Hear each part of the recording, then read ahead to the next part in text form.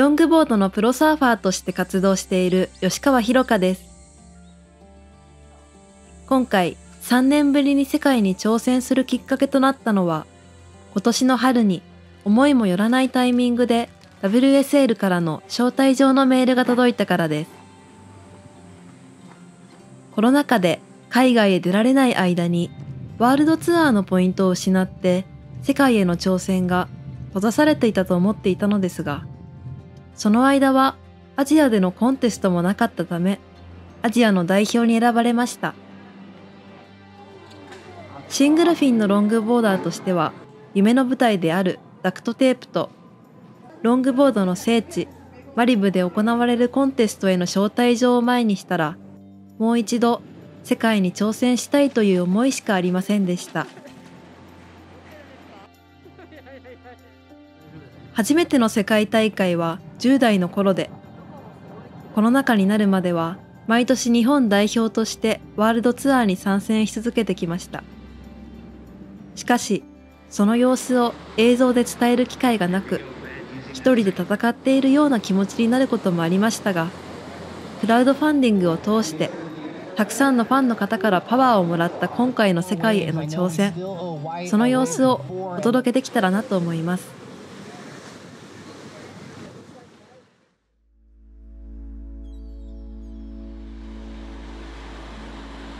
WSL のロングボードツアー WLT は地球上で一番うまい世界トップのロングボーダーが集まる場所で、大会に出られる人数は男女合わせて約20名ずつと限られています。このツアーには世界各地域で行われる予選を勝ち上がった上位数名と、前年度のシード選手だけが参加する権利を得ることができます。これまでアジア人の表彰台入りは男女ともに未だ踏み入れたことがなくて、私が日本でプロとして活動する前からずっと目標にしてきた舞台です。世界ではただ上手ければ勝てるというわけではないと思っています。技術と強いメンタルと波を引き寄せる運、観客を味方につけるような美しさも必要となってきます。この数年でロングボードのジャッジに影響しているのは、ただ技をするだけではなくて、どれだけ見せられるかというスタイルの部分も付け加えられています。試合では限られた時間とチャンスの中で安全にまとめようとしがちですが、それだけでは世界に通用しないことは分かっていて、普段の練習でも攻めないようなセクションに挑戦しないと絶対に勝てないです。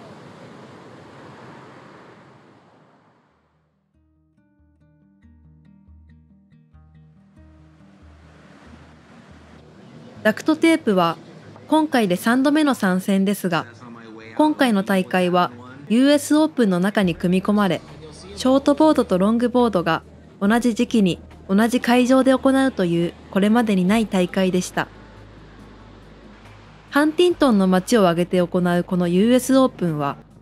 今まで出場してきたコンテストの中でも観客の多さやイベントブースの規模がはるかに大きくて、ビーチだけでなく街全体がお祭りのようでした。ダクトテープはロングボードでもシングルフィン、クラシックスタイルを採点するコンテストで、普段はリーシュ禁止だったりシェアライドがあったりしますが、今回は WLT に組み込まれたこと、そしてハンティントンの波が炸裂していたため、これまでとは違うダクトテープになりました。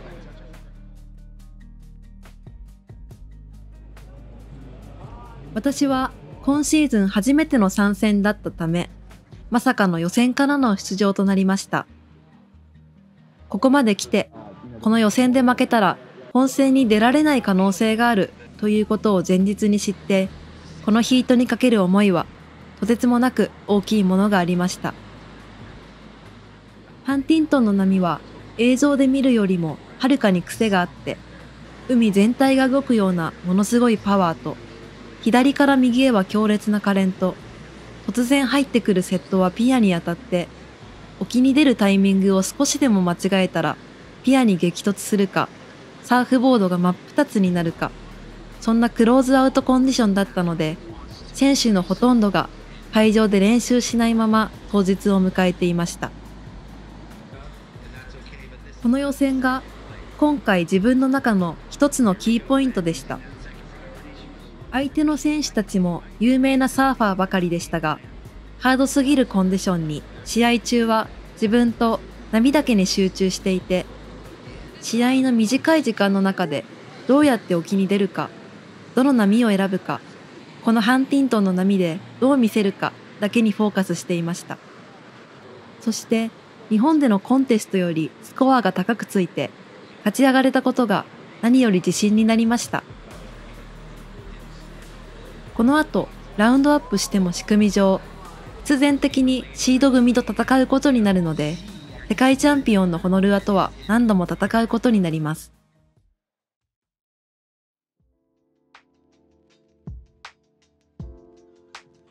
次のヒートはホノルアとサリーとの対戦でした。ハワイをベースとする2人はサイズのある波にも強く、2人とも一度も勝ったことのない相手でした。1位2位はラウンド4へ、3位になるとラウンド3へ進む負けのないヒートでしたが、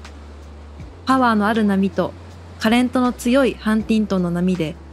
立て続けにヒートするのは体力的にも厳しく、気持ちとは裏腹に中盤あたりからパドリングが重たくなり、腕の限界が近づいていました。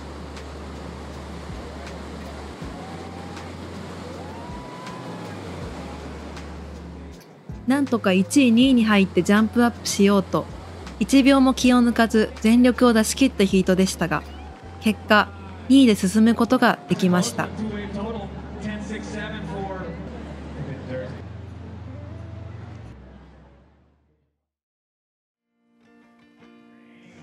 ラウンド4は2日後、ホノルアとの対戦でした。少し波のサイズが下がったハンティントンの波は、途中で消える、癖のある波に変化していて、自分のサーフィンを全く出せずに終わってしまいましたが、結果はチャンスがあれば簡単に逆転もできたスコア。雲の上の存在だと思っていたチャンピオン相手でも、負けたことが悔しいと思えたことが大きな進化でした。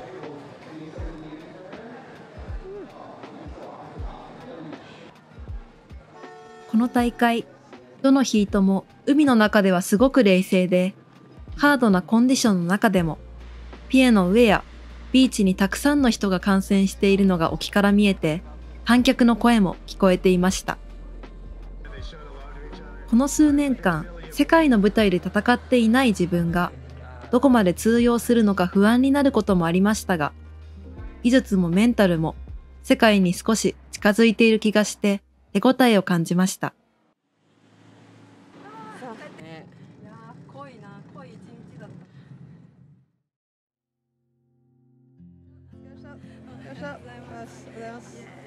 ハンティントンの後、一度日本へ帰国し、再びアメリカ・カリフォルニアに戻ってきました。マリブの波は世界一のロングボードウェーブだと思います。世界中のサーフポイントでどこの波が好きかと聞かれたら必ず名前は出てきます。スウェルが入った時のマリブのラインナップは何度見ても美しいと思います。最初はどれもパーフェクトな波に見えていましたが、よく見るとその中でもスピードが出やすい波だったり、ノーズライディングがしやすい波、先が崩れるのが早い波があって、一本一本波の形や入り方が違っています。マリブを貸し切って試合するのは今回で4回目。これまでのサーフィン人生の中で何度もターニングポイントとなった自分を成長させてくれる場所です。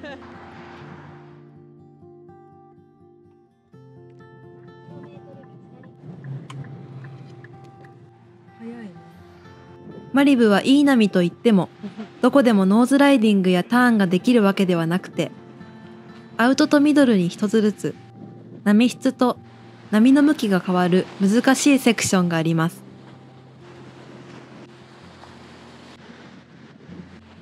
大大会前ということもあり、マリブローカルと世界のトップ選手に混じってセットをつかめることはなく、ミドルセクションからのみの練習となりました。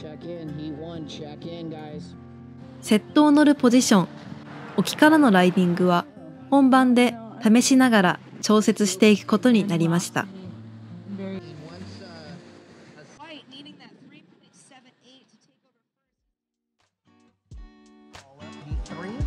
初戦はホノルアとアリスとの対戦でした。ホノルアは世界チャンピオンで、アリスはヨーロッパチャンピオンにもなったことがある強い選手です。この日のマリブは穏やかでとても美しく、セットが入ってくると素晴らしい波がブレイクしていました。前半は中途半端なミドルの波に乗ってしまい、大きくスコアを離されました。相手の2人の選手から余裕を感じられることが悔しくて、ヒートの後半はまず1本いい波をつかむことに集中しました。格上の強い選手との対戦だったからこそ、逆にすごく落ち着いていました。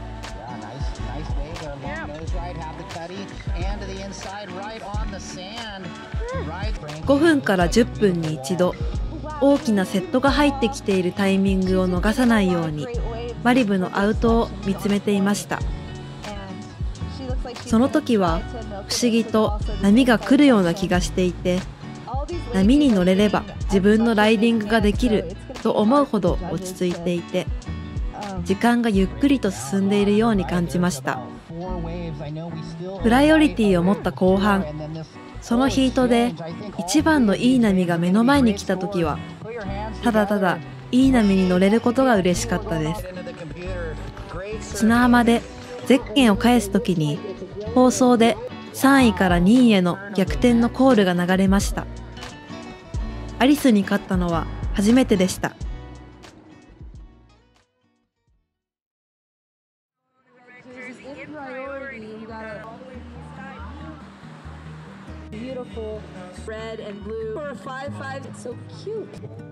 次のヒートは今年4度目のホノルアとの対戦でした。彼女がエクセレントスコアを出してくるのは当たり前。それは戦う前から分かっていたので、ヒート前半に彼女がハイスコアを連発して自分がコンビネーションに追い込まれても、後半はまず1本と気持ちは落ち着いていました。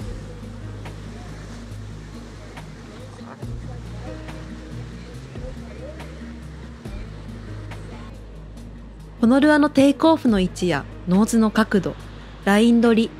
ノーズライディングの時の見せ方、そしてアウトからどうやって乗っているかをヒート中に一番近くで見ることができて、自分もやってみたい、できそう、そう思えたヒートの終盤、サイズも形もうねりの向きも完璧な波が自分の前にやってきたのです。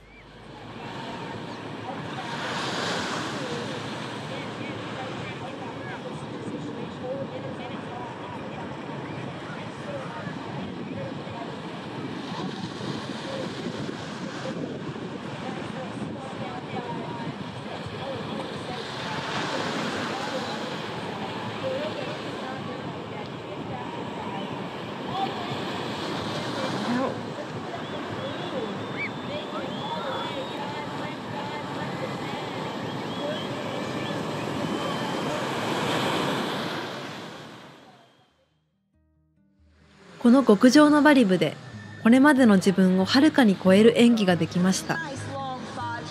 結果はハンティントンと同じリザルトで9位でしたが、内容は大きく違っていて、やりきった、出し切ったという清々しい気持ちで終えました。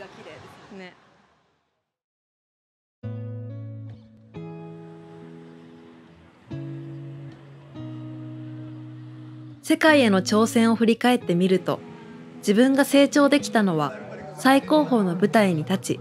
最高のサーファーたちと競い合えたからです。ホノルアだけでなく、アリスやサリー、カリーナ、ビクトリアなど、すべてのヒートで強い有名選手との戦いでしたが、温かい応援があったからこそ、諦めず自信を持って挑戦し、限界を超えることができました。今回の挑戦は、世界ランキング12位タイで終えました。日本人、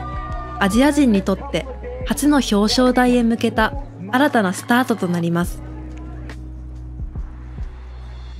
天候や風向き、潮の満ち引き、すべての地球の循環から誕生した一本の波に乗らせてもらっているという感謝の思いを持って、もっともっと強く、そして美しく表現していきたいです。